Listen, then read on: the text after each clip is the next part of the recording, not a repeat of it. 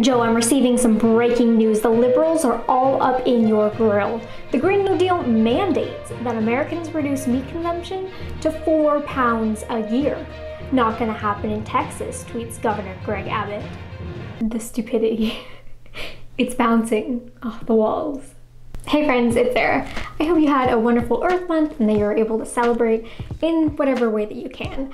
Today we're going to be talking about the Green New Deal, the radical socialist piece of not even legislation that was introduced in 2019 into the US House of Representatives and was recently reintroduced on 4/20, nice, of this year. We're going to talk about what the heck the Green New Deal is, how you can actually read the document yourself, and I'll tell you the truth of if you have to give up your hamburgers. I can't leave you in suspense. The answer, shocker, is there's nowhere in the Green New Deal. The Green New Deal is a non-binding resolution that was introduced in 2019 by then freshman Congresswoman Alexandria Ocasio-Cortez, or as famously known now, AOC. In Congress, there are a lot of ways to get things done, and a non-binding resolution isn't really one. To understand it, let's say you're going on a trip with some friends to San Francisco, and you write up this beautiful itinerary of all of the magical places you want to hit, the thrift stores, the cafes, and everything. You share it with your friends, and they're like, yeah, I'm on board. And then you get there, and you kind of do most of the things on your list, but it wasn't set in stone that you had to have a clam chowder sour bowl soup at 11:05. So in a way, the Green New Deal is kind of like that. It's a 14-page itinerary of what the US hopes to do over the next 10 years to combat the climate crisis. And if enough representatives get behind it and say, yeah, we're in, let's do this, then they'll make legislation and pass that legislation when the time comes. But the first time around in 2019, they were not on board. They did not want to go to San Francisco. And that was that until 4/20 of this year, when it was reintroduced into the House of Representatives by AOC and to the Senate by Senator Ed Markey. And here we are now. The only difference with this and the one introduced in 2019 is it has a different name. And those are just numbers to say when a bill was introduced and to keep track of them. Right now, the resolution is in all the committees in their respective chambers, and there should be a vote on it if the committees so allow. I would say probably in the next month or so, but don't quote me on that. So what does the Green New Deal even mean? The name itself comes from the New Deal, which was a series of programs and policies put together by then President Franklin Delano Roosevelt right after the Great Depression in the 1930s in the US. And a couple of the key programs that you probably will recognize today are the Civilian Conservation Corps, and this put young men back to work that were previously unemployed, doing work on federal lands and conservation work. And another big program that you probably have heard of is Social Security. And this, even though my generation will never get to benefit from it, has been a lifesaver for my parents' generation and the generation before that in providing income after retirement. But as the Green New Deal recognizes, the New Deal was pretty racist in its implementation, and that's something that we need to carry with us as we move forward, keeping that name, but making those environmental justice policies front and center in the Green New Deal. So this Green New Deal, it builds off these social programs of the New Deal with a cute little climate twist. Its main goal is a 10-year mobilization to combat the climate crisis while really focusing on environmental justice and equity and creating good paying union jobs. So how does it plan to do that? Let's take a little peek together. Okay, so I know it looks intimidating, but I have it on my phone here in my cute little peel case, not sponsored, but definitely recommend. Compostable little phone case. And I'm gonna read some of the parts to it and we'll kind of walk through how to read this document. There are 3 main parts to this resolution. We've got the intro that has the sponsors and the main person who introduced it, which was AOC. And then we've got the problem section that kind of shows why Congress needs to act on this problem. And then we've got part 3, which is the solutions. So first of all the folks up here, like I mentioned, the co-sponsors, and these are people who have already decided, yeah, I'm in, I don't even need a vote on this, you have my backing. And there are definitely more co-sponsors this time around, which is Great news. Next, we've got the whereas section, and this is where all the problems are presented. First, we start off with the science and what we know based on the 2018 reports that were kind of an inflection point in realizing how bad things were for a lot of people, for me personally.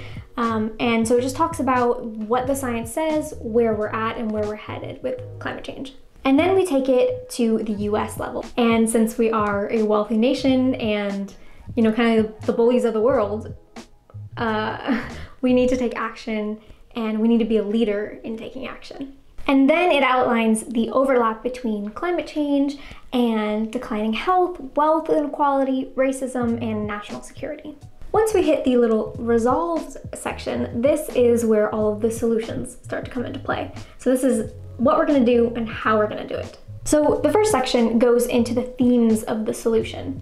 The union good paying jobs, the building of green infrastructure, clean energy, and a just transition off of fossil fuels, and centering frontline communities in these solutions. Number 2 then is the meat, pun intended, of this document, and this really goes into the details, these specific programs, and the ways that we can combat climate change through the science. Some of my favorite highlights include meeting 100% of the power demand in the United States through clean, renewable, and zero emissions energy sources, working collaboratively with farmers to remove pollution and greenhouse gas emissions from the agricultural sector, overhauling transportation systems in the United States. Shout out my fellow numbtots. If you don't know what that is, recommend you look it up and join us. Number 3 states that vulnerable populations must have a seat at the table in creating and implementing these solutions.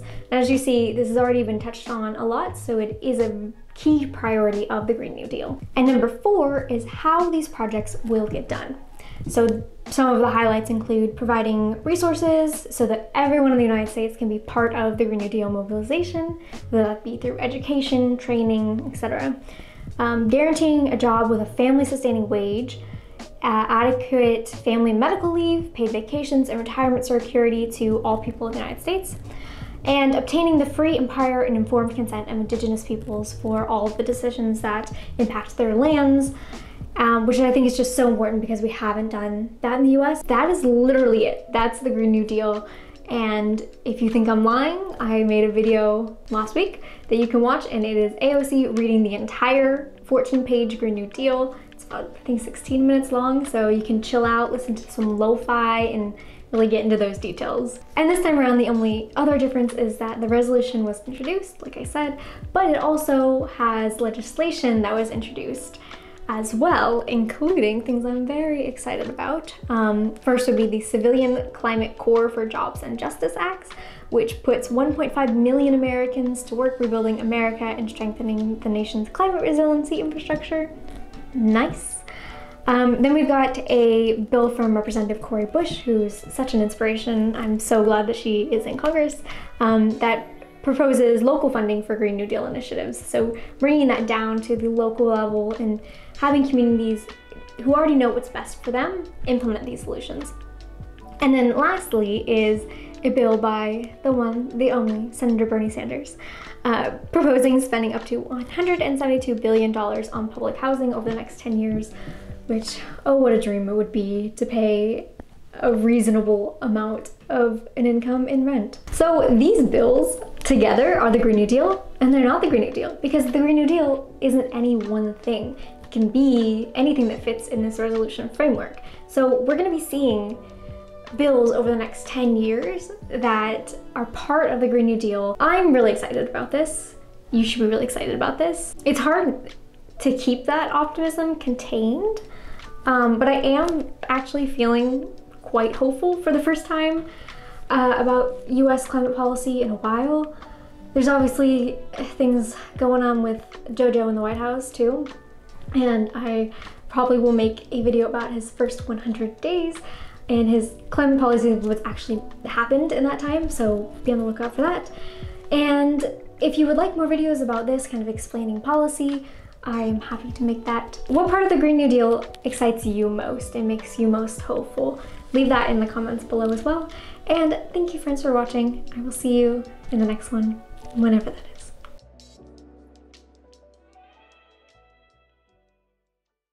And before we go, I just wanted to show off how much I really played in this green theme of the Green New Deal. So we've got this little thrifted number green dress. We have these earrings that I got at Earth Day that are really pretty green. And then I even put on some green eyeliner. Cute. And my little dresser is green. So true environmentalist, right? Is just liking the color green. I'm saying that moving forward.